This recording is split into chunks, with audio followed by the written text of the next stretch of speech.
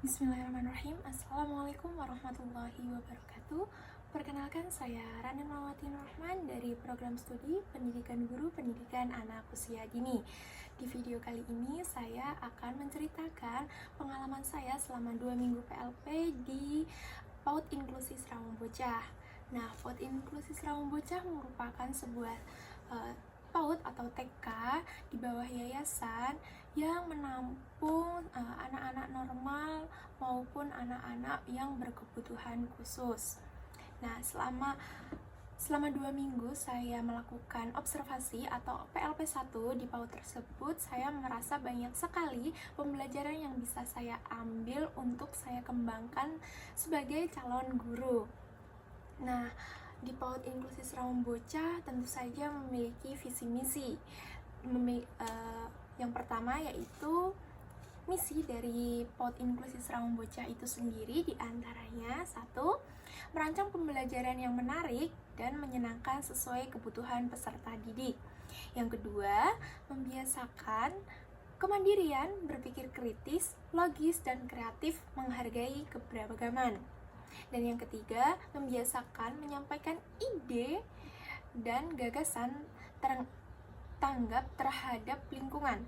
Yang keempat, menerapkan nilai-nilai keagamaan dan keimanan melalui perilaku sehari-hari.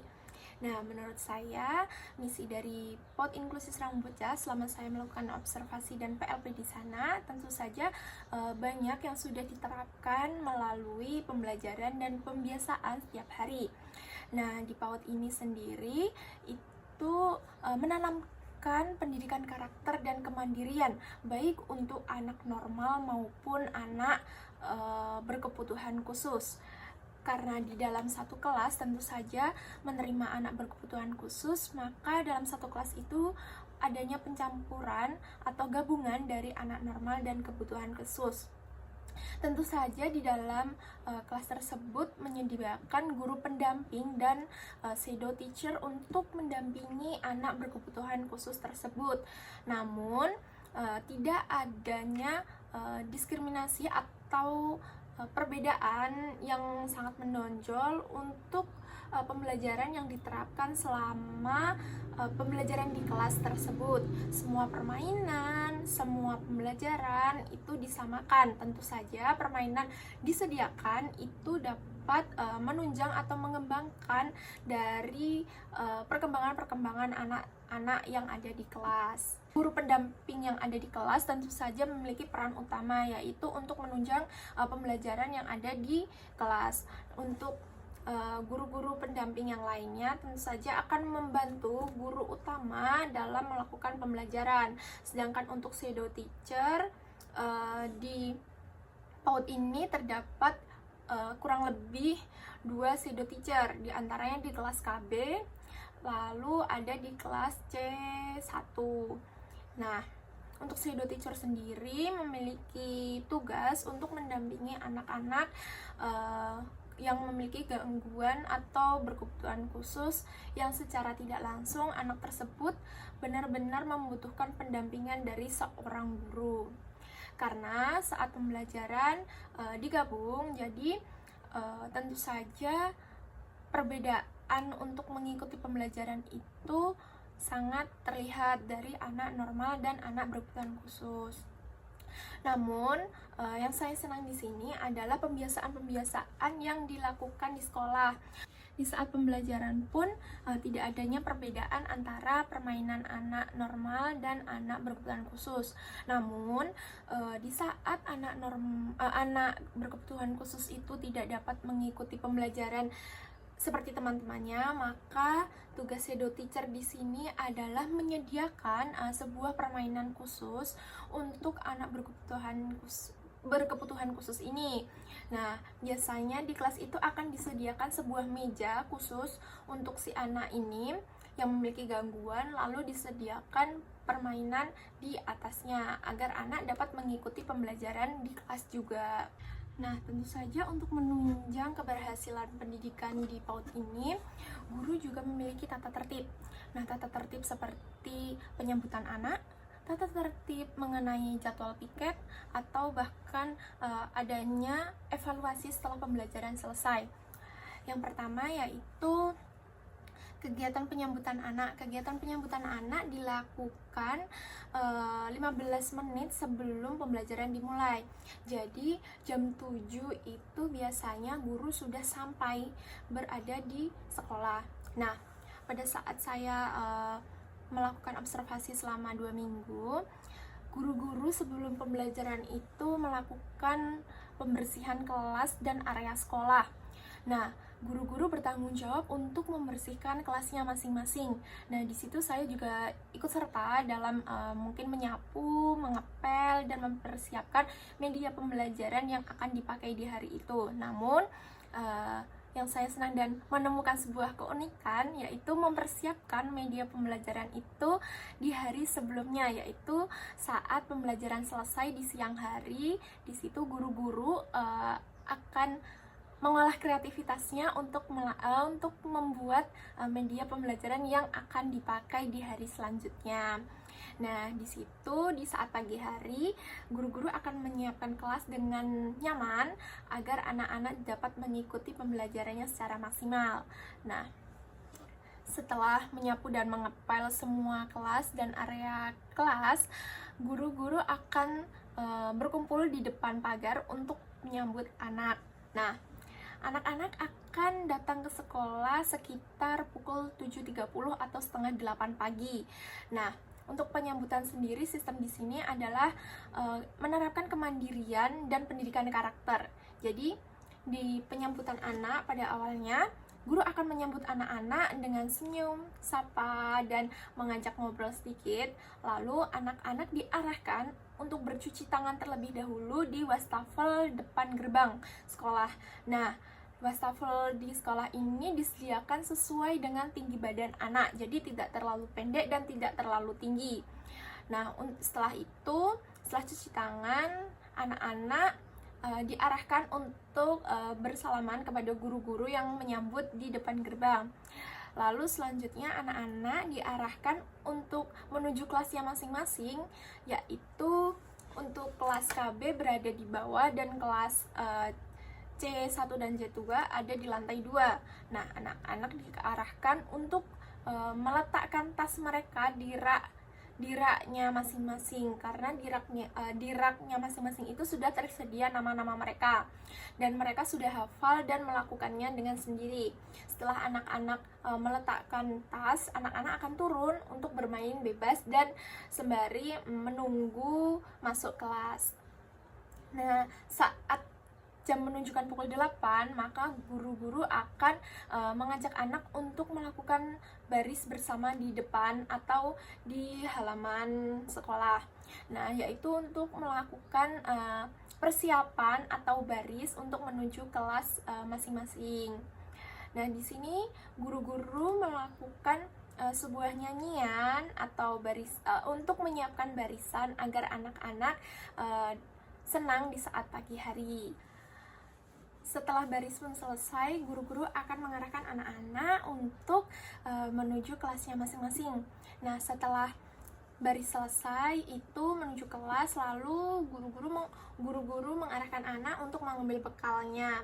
Lalu anak-anak melepas sepatunya sendiri dan meletakkan sepatu-sepatu itu di raknya sendiri-sendiri juga, karena di sini tidak ada perbedaan antara berlaku untuk anak normal dan berkebutuhan khusus, namun tentu saja tetap ada pendampingan khusus juga untuk anak berkebutuhan khusus. Namun di hal-hal seperti ini anak-anak berkebutuhan khusus itu sudah bisa melakukan dengan sendirinya, seperti meletakkan tas, lalu membuka bekalnya sendiri, menaruh sepatunya juga sendiri-sendiri di rak, itu sudah bisa dilakukan. Lalu saat sudah selesai semuanya, anak-anak akan masuk ke kelas dan meletakkan bekalnya tadi di rak yang sudah disediakan di dalam kelas. Setelah itu dirasa sudah semua masuk, guru akan memanggil anak-anak untuk duduk melingkar di bawah di karpet. Nah, di situ akan dilakukan, yaitu yang pertama menyanyi atau ice breaking pagi, lalu ada lagu untuk seperti menyapa dan menanyakan kabar. Lalu setelah itu guru akan menanyakan kepada anak-anak yang bersedia memimpin doa. Ada doa sebelum belajar, doa mau makan, dan doa setelah pembelajaran. Nah, di sini anak-anak yang saya lihat antusias untuk mengikuti instruksi dari guru.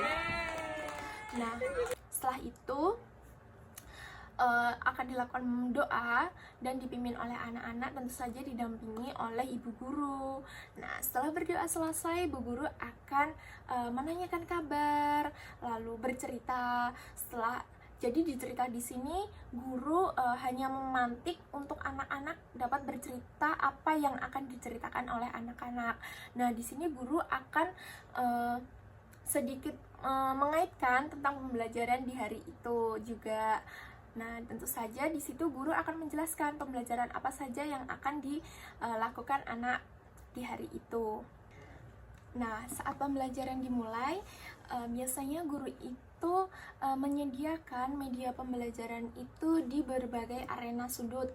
Nah, di situ biasanya guru melakukan nyanyian atau bahkan permainan seperti patung. Jadi jika guru mengatakan semua jadi patung, nah anak-anak akan diam seperti layaknya patung. Nah, di situ nanti guru akan memilih siapa saja yang sudah tenang terlebih dahulu untuk dapat memilih arena atau sudut permainan mereka sendiri-sendiri sesuai dengan keinginannya mereka. Jadi di sini guru tidak memaksa atau sembarangan menunjuk untuk anak-anak bermain di berbagai arena.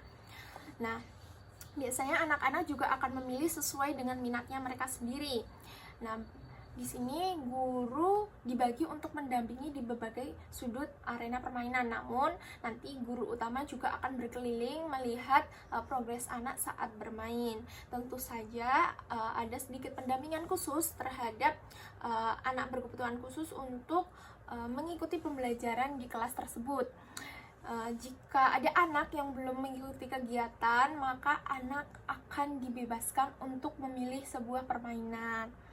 Jadi di sini itu guru menerapkan dengan kalimat pertanyaan terhadap anak-anak, apakah diperbolehkan si anak A diberi kesempatan untuk menyesuaikan di permainan hari ini anak-anak. Nah, maka anak-anak ada yang akan menjawab, iya ibu boleh. Jadi adanya penawaran terhadap anak-anak juga untuk anak-anak yang belum bisa mengikuti kegiatan di hari itu. Jadi tidak sembarangan kayak anak dibebaskan untuk bermain. Jadi supaya anak yang lain itu tidak ada rasa cemburu. Nah, selanjutnya yaitu setelah permainan itu dilakukan, tentu saja sebelumnya itu guru melakukan kesepakatan terhadap anak-anak, seperti kesepakatan bermain yang harus anak lakukan itu seperti apa, kesepakatan anak untuk kegiatan yang harus dilakukan itu bagaimana, apa saja yang tidak boleh diperlakukan saat bermain. Nah, itu pasti akan ditanyakan oleh ibu guru sebelum kegiatan pembelajaran itu dimulai. Nah, saat sudah waktu menunjukkan pukul 9 lebih, maka ibu guru ini akan menginstruksikan kepada anak-anak bahwa permainan sudah selesai. Nah, di situ guru akan menginstruksikan lagi kepada anak-anak untuk membereskan permainan mereka dan meletakkan permainan di tempat semula. Di situ anak-anak yang saya lihat mau anak itu normal atau berkebutuhan khusus semua melakukan dengan baik, yaitu dapat mengikuti instruksi dari guru untuk meletakkan barang-barang yang sebelumnya tadi dipakai, diletakkan kembali ke tempat semula. Nah, setelah dirasa semuanya sudah, maka anak-anak diarahkan untuk cuci tangan setelah pembelajaran. Nah, di sini adanya kemandirian lagi, yaitu melakukan cuci tangan sendiri dan mengantri. Nah, setelah itu anak-anak diarahkan untuk mengambil bekalnya mereka dan minum untuk duduk dan makan bersama di kelas. Nah, saat anak-anak sudah selesai semuanya dan duduk dan sudah membawa bekalnya, maka di situ berdoa lalu makan bersama. Nah, anak-anak di sini makan mandiri atau makan sendiri-sendiri dengan bekalnya sendiri-sendiri. Nah, di sini adanya pendidikan kemandirian lagi, yaitu melakukan makan sendiri. Nah, di sini juga diterapkan dengan adanya penawaran, yaitu bolehkah berbagi. Nah, jadi jika ada anak yang ingin atau tertarik terhadap bekalnya temannya, di sini guru akan mengajarkan dengan kalimat bolehkah berbagi. Nah, di saat dirasa anak menjawab boleh, maka anak itu akan memberikan makanannya kepada temannya. Lalu adanya ucapan terima kasih dan jawab sama-sama dari kedua anak ini. Nah, selanjutnya jika sudah selesai makannya, yaitu anak-anak diinstruksikan untuk membereskan makanan atau bekalnya masing-masing dengan bersih. Lalu anak-anak itu minum, setelah membereskan diletakkan ke raknya masing-masing lagi. Lalu anak-anak diarahkan untuk cuci tangan dan sikat gigi sendiri-sendiri. Nah, di sini cukup terlihat sekali kemandirian yang telah diterapkan di sekolah ini untuk anak-anak. Banyak sekali anak normal maupun anak berkebutuhan khusus itu melakukannya dengan sendiri. Kecuali untuk anak-anak berkebutuhan khusus yang akan melakukan atau membuang air kecil di toilet. Ada beberapa anak yang harus memiliki pendampingan khusus untuk di toilet. Lalu setelah selesai, anak-anak akan diberi kesempatan sekitar 5 menit untuk melakukan permainan bebas. Namun di sini juga akan dibangun kesepakatan lagi untuk setelah bermain selesai dan di kelas itu, dan harus di kelas, jadi tidak boleh keluar di arena kelas. Nah, anak-anak akan bermain bebas, ada yang bermain balok, ada yang bermain lost sport lainnya, atau bahkan ada yang membaca buku atau melihat buku untuk bercerita. Nah, setelah menunjukkan pukul 11, anak-anak akan diarahkan untuk duduk kembali dan membereskan permainannya untuk berdoa pulang.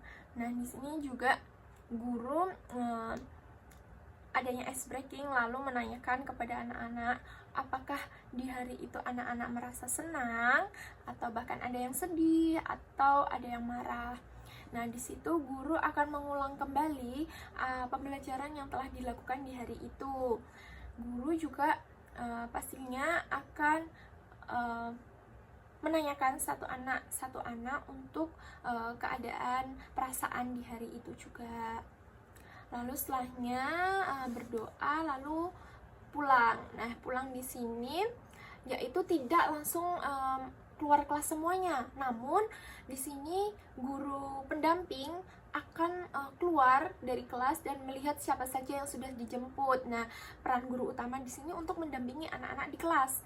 Nah, jadi tidak ada anak yang keluar kelas untuk menunggu penjemputan dari orang tuanya, tapi di sini guru pendamping yang akan memanggil anak sekiranya yang sudah dijemput bisa pulang, seperti itu. Nah, kesimpulan yang saya dapatkan dari pengalaman yang sudah saya lakukan, karena saya merasa senang diberikan kesempatan untuk mendapat PLP 1 di PAUD Inklusi Sarawang Bocah ini, karena tidak semata-mata sekolah biasa atau bahkan sekolah yang seperti sekolah-sekolah lainnya, namun di sini adalah sekolah inklusi. Jadi banyak sekali pembelajaran yang bisa saya ambil dan untuk saya pelajari untuk menjadi calon guru selanjutnya. Karena bertemu dengan anak-anak yang istimewa dan anak-anak berbakat ini, saya merasa banyak sekali ilmu dari seorang guru-guru yang ada di sekolah ini untuk saya resapi dan saya pelajari untuk kedepannya. Yang pertama yaitu saya tentu saja mengetahui bagaimana sekolah PAUD inklusi ini berjalan sesuai dengan kebutuhan anak masing-masing. Jadi tidak hanya sembarangan untuk menyediakan media pembelajaran, tapi di sini juga sangat kreatif guru-guru untuk menyediakan media pembelajaran untuk di kelas. Jadi dapat juga untuk mengembangkan perkembangan anak-anak, tidak hanya untuk anak normal tapi dapat juga diikuti dengan anak berkebutuhan khusus. Yang kedua, saya juga mengetahui cara guru berinteraksi terhadap anak normal maupun berkebutuhan khusus di sekolah ini. Jadi ada pembiasaan perkataan maaf, terima kasih, permisi, dan tentu saja ada kalimat bolehkah berbagi. Jadi setiap kalimat itu diajarkan untuk anak-anak, yaitu untuk maaf ketika berbuat salah, lalu berterima kasih saat sudah melakukan sebuah pertolongan, lalu permisi. Nah, permisi di sini menurut saya cukup unik dan baru ini saya mengetahui di sekolah ini dan dapat saya terapkan untuk kedepannya. Jadi permisi di sini adalah guru tidak melarang atau membentak anak-anak atau bahkan anak-anak sebaliknya kepada teman sebayanya juga. Nah, di sini permisi dilakukan saat anak melakukan sebuah kesalahan atau tidak sesuai dengan pembelajaran. Maka di sini guru akan melakukan kalimat permisi KA, apakah boleh? Nah, seperti itu. Jadi kalimat permisi itu digunakan untuk saat-saat anak ini tidak dapat mengikuti sebuah instruksi dengan benar. Lalu yang ketiga, mengetahui bagaimana stimulus untuk anak usia dini diterapkan secara langsung di kelas untuk anak-anak di sekolah inklusi. Jadi tentu saja stimulasi yang dilakukan itu berbeda dengan sekolah-sekolah TK atau PAUD pada biasanya. Lalu yang keempat, mengetahui cara komunikasi dan interaksi sosial antara guru dengan anak-anak di sekolah inklusi dengan baik. Jadi anak-anak di sini diterapkan untuk dapat berkomunikasi secara baik terhadap guru, teman, dan warga sekolah lainnya. Yang terakhir, mengetahui apa saja yang perlu disiapkan dalam pembelajaran termasuk saat menyiapkan media pembelajaran di kelas. Nah, untuk peran dan fungsi guru di PAUD inklusi ini sudah sangat maksimal dan baik, sehingga membantu saya untuk mempelajari bagaimana peran guru dalam memberikan materi serta pendampingan terhadap anak normal maupun anak berkebutuhan khusus di sekolah. Nah, cukup sekian video untuk pengalaman saya di PAUD Inklusi Serambi Bocah. Kurang lebihnya mohon maaf. Wassalamualaikum warahmatullahi wabarakatuh.